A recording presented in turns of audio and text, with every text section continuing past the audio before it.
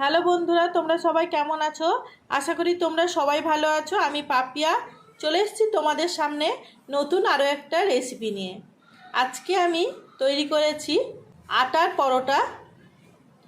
এই এত সুন্দর নরম আটার পরোটা আমি বাড়িতে কিভাবে তৈরি করেছি চলো দেখে নিই। পরোটা বানানোর জন্য এখানটায় নিয়েছি 500 আটা। এখন আটার মধ্যে দিয়ে দিচ্ছি পরিমাণ মতো লবণ আর আটাটা ভালো করে মিশিয়ে নেব। এখন জল দিয়ে আটার ডো তৈরি করে নেব। যেমন রুটি হয় ওই রকম মাখিয়ে নেব। জল দিচ্ছি। এইভাবে আটাটা ভালো করে মেখে নিয়েছি। এখন ছোট ছোট রুটির আকারে ডোগুলো কেটে নেব।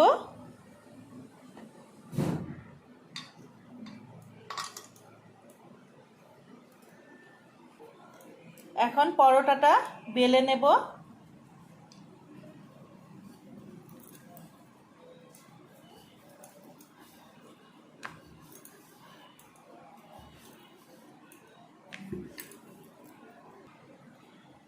রুটির মতো এটা বেলে নেওয়া হয়েছে। এখন এর উপর দিয়ে দেব ঘি।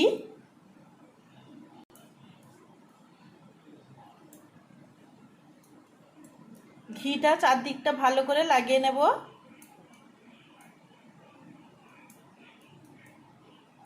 ঘিয়ের উপর এখন দিয়ে দেব সামান্য একটু আটার গুঁড়োটা চারদিকে ছড়িয়ে দিয়েছি।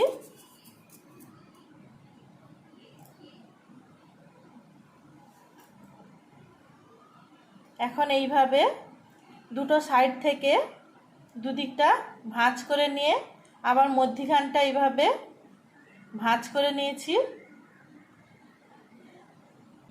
একটুখানি আটা দিয়ে আবার এটা বেলে নিচ্ছি।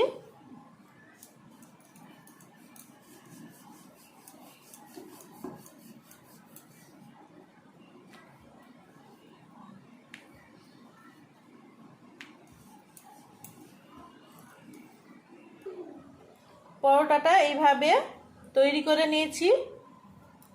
চলো এখন ভেজে নেব।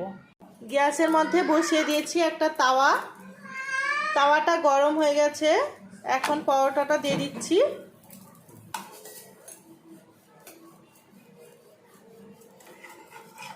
পরোটাটা উল্টে দিচ্ছি।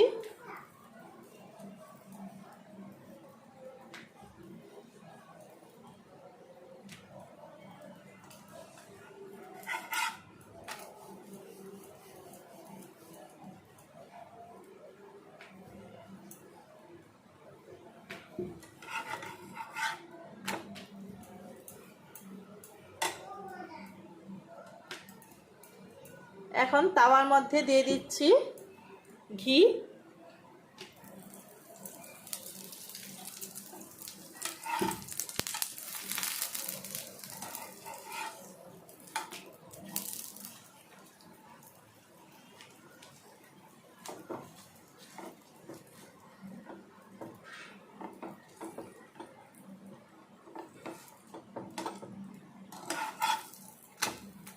রেডি হয়ে গেছে, তুলে নিচ্ছি। এইভাবে প্রত্যেকটা পরোটা আমি ভেজে নেব। পরোটার একদিক হয়ে গেছে, এখন উল্টে দেব।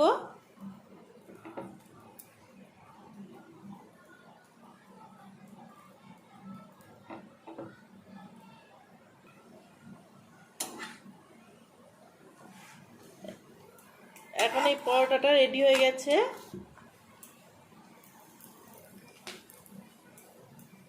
তুলে নিচ্ছি। এইভাবে প্রত্যেকটা পরোটা ভেজে নেব। আলুর পরোটার সাথে আমি বানিয়ে নিচ্ছি মাংস। তেল নিয়েছি, তেলের মধ্যে দিয়ে দিচ্ছি লবণ আর হলুদ। এখন আলুগুলো ভেজে নেব। আলুগুলো ভাজা হয়ে গেছে, তুলে নিচ্ছি। এখন ওই তেলের মধ্যে দিয়ে দিচ্ছি কুচনো পেঁয়াজ।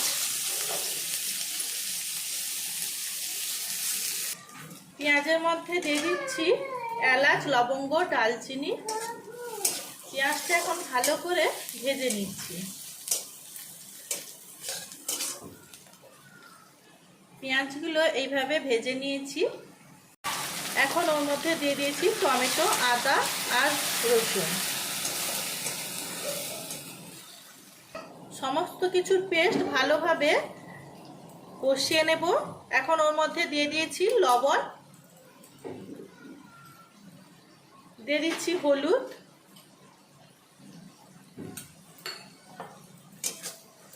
মশলাটা এখন ভালো করে কষিয়ে নিচ্ছি। মশলাটা কষানো হয়ে গেছে। চিকেনের মধ্যে আগের থেকে শুধুমাত্র লবণ মাখিয়ে রেখেছিলাম।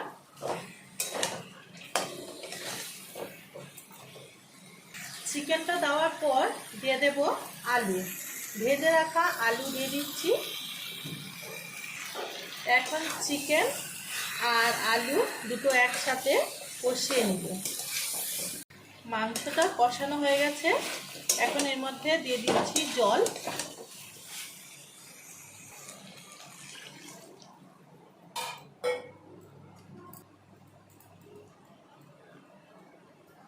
এখন ঢাকাটা দিয়ে রেখে দিচ্ছি। এখন মাংসটা সেদ্ধ হয়েছে কিনা দেখে নেব। মাংসটা খুব ভালোই সেদ্ধ হয়ে গেছে, আলুও সেদ্ধ হয়ে গেছে। এখন এটা নামিয়ে নিচ্ছি। পরোটা এভাবে রেডি করে নিয়েছি। পরোটার সঙ্গে নিয়েছি মাংস। এইভাবে পরোটা তৈরি করলে খুব সুন্দর লাগে খেতে। দেখুন খুব নরমও হয়েছে। প্রত্যেকটা এইভাবে খুব সুন্দরভাবে খুলে যাচ্ছে পরোটার ভেতরেরটা। আপনারা এইভাবে পরোটা তৈরি করে খাবেন, অবশ্যই ভালো লাগবে। আমার এই ভিডিওটা যদি আপনাদের ভালো লেগে থাকে অবশ্যই লাইক করবেন, শেয়ার করবেন এবং সাবস্ক্রাইব করতে ভুলবেন না।